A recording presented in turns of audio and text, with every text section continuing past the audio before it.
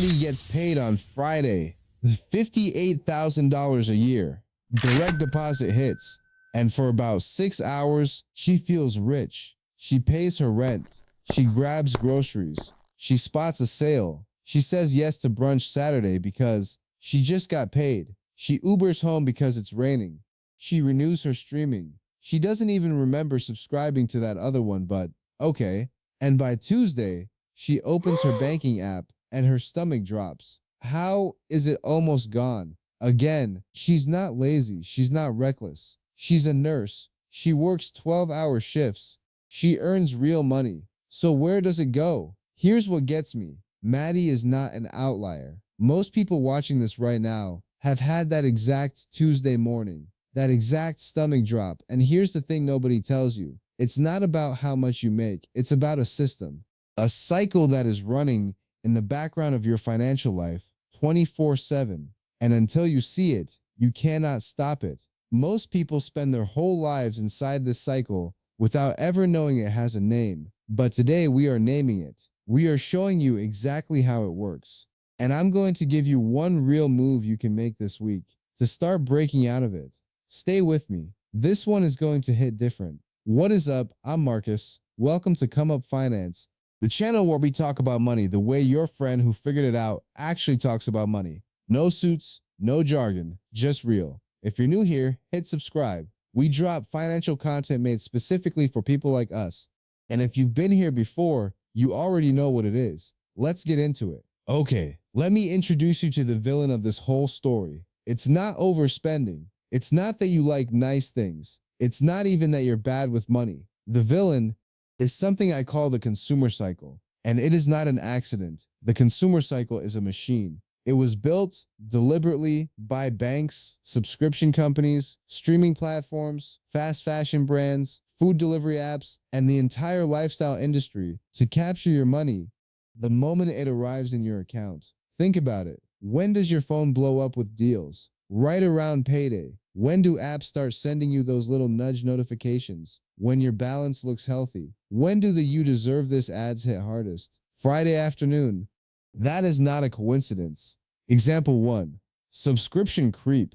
The average American household is paying for 3 to 4 streaming services and forgetting about 2 of them. That's $40 to $60 a month going out on autopilot. No decision, no moment where you chose to spend, just gone. Example 2. The convenience tax. When you're tired, and Maddie is always tired after a 12-hour shift, every app on your phone turns into a spend button. DoorDash, Uber, Instacart, they do not make it hard to spend. They make it frictionless. That's the whole business model. Example 3. The buy now, pay later trap. These apps tell you it's only 4 easy payments. What they don't say is that most people have 3 or 4 of those running at the same time. You stop tracking the payments, and suddenly you're locked in for the next 3 months before your first dollar is even gone. The consumer cycle doesn't steal from you loudly. It bleeds you quietly. Now here is the deeper trap, the one inside the trap. The consumer cycle works because it runs on something called the broke cycle. Say it with me. The broke cycle. Earn, spend, repeat. That's it. That's the whole thing. You get paid, you spend, you run low, you wait, you get paid again, you spend again. The broke cycle does not care how much you make. It scales with your income. When you were making $25,000, you were broke. When you started making 50, still broke. When you hit 6 figures, somehow still broke. Because the broke cycle is not about the amount of money. It's about the absence of a plan. The consumer cycle is the machine. The broke cycle is what keeps you on the treadmill. And the most dangerous thing about the broke cycle is that it feels normal. Most of the people around you are in it. Most of what you see on social media is people performing their way through it. Nobody is going to tap you on the shoulder and say, hey, you're in a cycle. You have to see it yourself.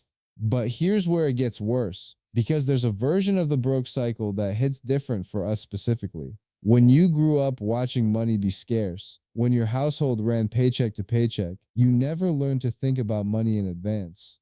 You learn to deal with money when it shows up, and that is exactly what the consumer cycle was designed to exploit. It targets that scarcity mindset, The "I finally have it, let me enjoy it" reflex. The "I worked hard, I deserve this" moment. Those are real feelings.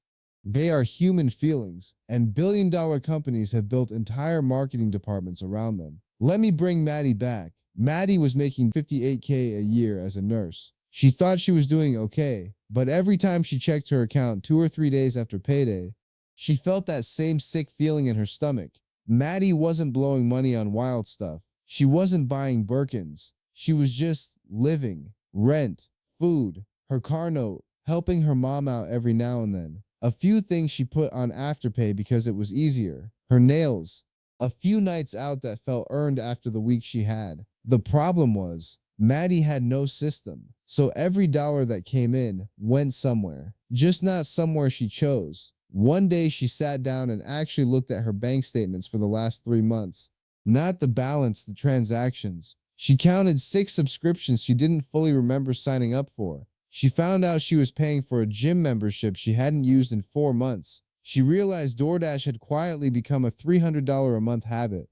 She wasn't broke because she was bad with money. She was broke because her money never had a destination. When money has no destination, the consumer cycle assigns one for it. That was the moment Maddie understood. She wasn't the problem. The absence of a plan was the problem. And a plan she could fix. Okay, let's get into the actual math, because this is where people wake up. Let's say you bring home $3,800 a month after taxes. That's close to Maddie's take home on $58K. Here's where it goes if you're in the broke cycle with no plan. Rent, $1,200. Car note, $380. Insurance, $180. Groceries, $350. Eating out and delivery, $320. Subscriptions, $85. Afterpay and BNPL, $200. Gas, $120. Phone, $80. Personal care, $150. Random Amazon and impulse purchases, $200. I'll figure it out spending, $150. Add that up, $3,415. That leaves Maddie $385 for the entire month. And that's before her mom needs something. Before a medical copay, before her car needs anything. And here's the killer part. Nothing on that list is crazy. None of that is irresponsible on its own. But all together, with no plan, it swallows almost everything. Now watch what happens when Maddie gives every dollar a job before it leaves. Same $3,800. She cuts 2 subscriptions she wasn't using. Saves $40. She sets a DoorDash budget of $120 instead of $320. Saves $200. She pauses 2 Afterpay plans. Saves $100 for the month. She moves $300 to savings before she can touch it. Now she's got $685 left over instead of $385. And $300 of it is already building. Same income, different destination, completely different outcome. That is the difference between being in the broke cycle and breaking out of it. Here is what nobody talks about. Breaking the broke cycle doesn't require more money. It doesn't require a finance degree. It doesn't require you to give up everything you enjoy. It requires one thing. You have to tell your money where to go before the consumer cycle tells it for you. That's it. That's the whole unlock. Old thinking sounds like this: I'll budget when I make more money. New thinking sounds like this: if I can't manage what I have, more money just means a bigger cycle. Old thinking: I work hard, I deserve to spend. New thinking: I work hard, I deserve to keep something. Old thinking: budgeting means not having fun. New thinking: budgeting means every dollar I spend on fun was actually a choice. That shift is everything, because when you decide where your money goes, you stop being a passenger in your own financial life. You become the driver. And Maddie, once she made that shift, she didn't feel restricted. She felt relieved. For the first time in years, she knew exactly where her money was going. And she stopped dreading Tuesday. Real talk, I'm not going to sit here and promise you that one video changes everything. That's not how it works. But I will tell you this: the people who escaped the broke cycle all have one thing in common. They stopped waiting to feel ready. They picked a system, they started, and they adjusted as they went. You don't need perfect, you need a first step. Maddie didn't overhaul her whole life in one weekend. She looked at her statements, she found the leaks, she gave her next paycheck a plan, and the Tuesday after that, she opened her banking app and didn't panic. That's real. That's available to you right now. Here is the one move I want you to make this week. Before your next paycheck hits, open a notes app and write down what your money is doing. Every bill, every subscription, every recurring charge, get it all on paper or screen before the money arrives. Because you cannot give your money a destination if you don't know where it's been going. Now, 2 tools I personally recommend to help you do this faster. The first is Rocket Money. Rocket Money connects to your accounts and literally finds every subscription you're paying for, including the ones you forgot about. It's wild how much it surfaces. Link in the description. The second is YNAB. You need a budget. YNAB is built on one idea. Every dollar gets a job. You tell your money where to go before it disappears. Maddie's whole situation, YNAB is designed for exactly that. Link in the description too. You don't need both right now. Pick one. Start this week, not next month, not when things calm down. This week. Remember Maddie, Friday. Direct deposit. 6 hours of feeling good, and then Tuesday morning, that stomach drop, that was never her fault. She was in a system she never saw, a cycle nobody named for her. But now she's got the name, she's got the map, and so do you. The broke cycle ends when you decide it ends.